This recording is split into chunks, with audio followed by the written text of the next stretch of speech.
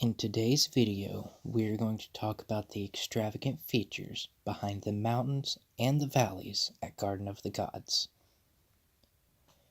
Garden of the Gods is a naturally occurring place located in Colorado Springs, Colorado. It is full of ginormous red mountains, cool rock formations, and in the scientific community is seen as a contrast between plains and mountains.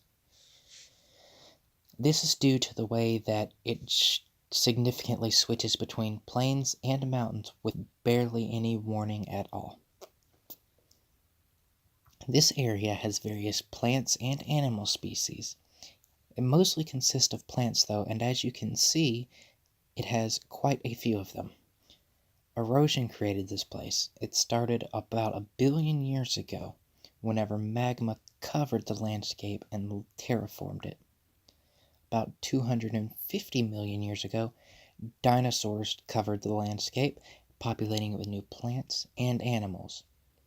About 65 million years ago, the tectonic plates of North America and the Pacific slammed into one another, creating what you see now.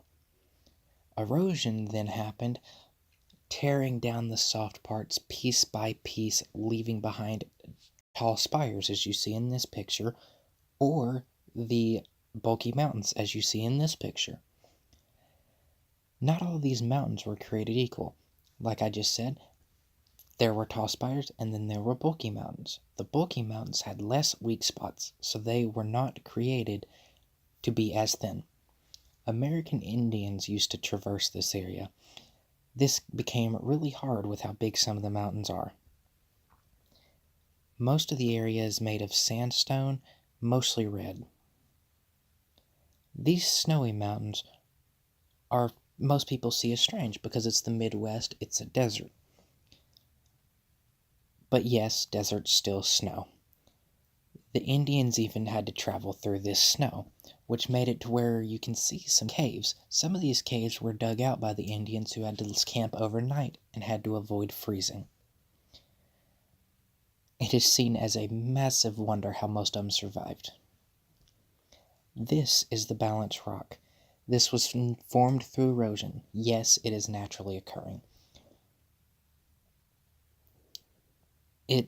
Most people see it as strange, but it just had a lot of weak spots. Believe it or not, it was formed in the same way that the tall spires were, by the mountains colliding together. It just had so many weak spots that the wind eroded it down to being this small, and somehow it had a very thin tip at the bottom. Now this side view shows that the areas surrounding it are populated with people. These people are lucky because they get to see this area every day as they look out their windows. Most